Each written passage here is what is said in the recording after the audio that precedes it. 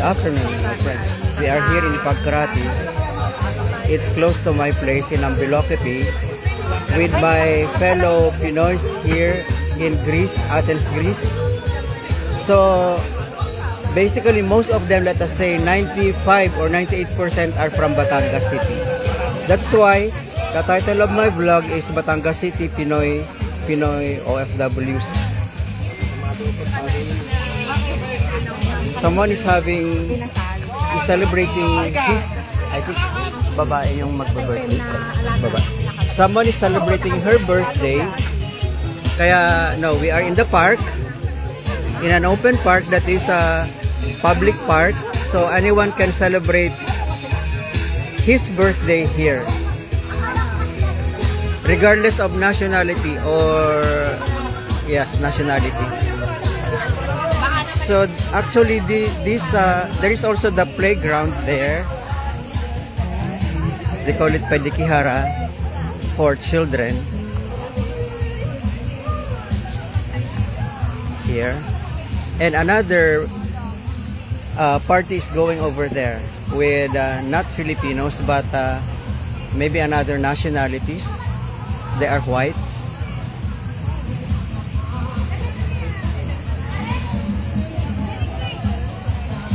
So here we go.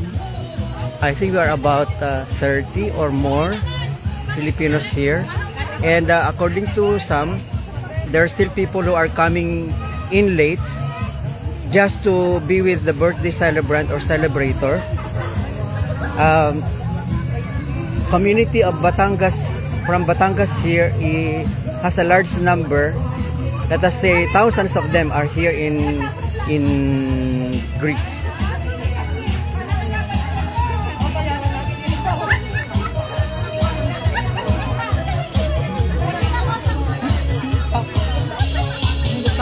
The food, usually the common, the Pinoy food, like fried rice, the plain rice.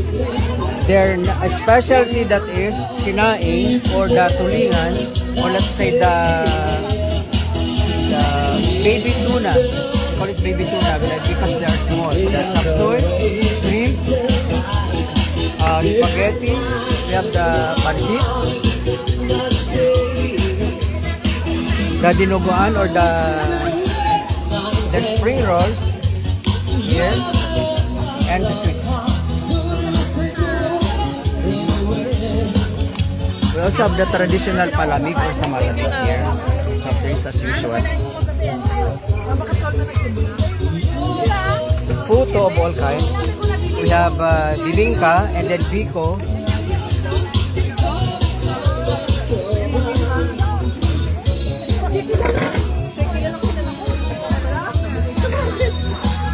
There you go.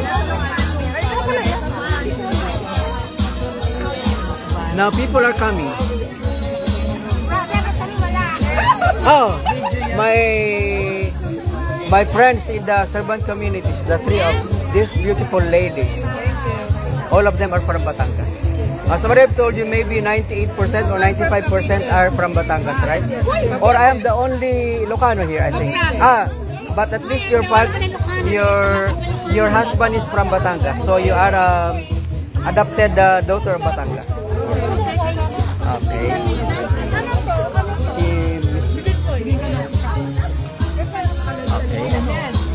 So I have 1,000 viewers now. One viewer.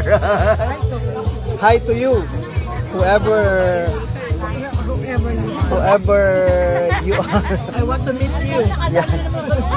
Is it a girl or a boy? I don't know. Ayun.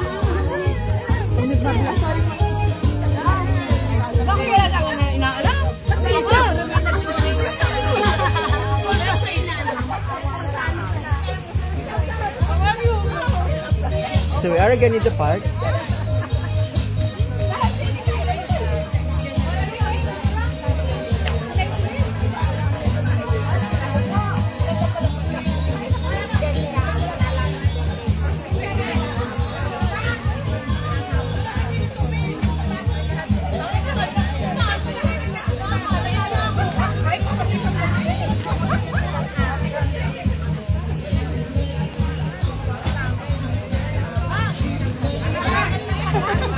Okay, bye-bye for now. Maybe I'll see you later again. This is my first live vlog for today. I'll see you.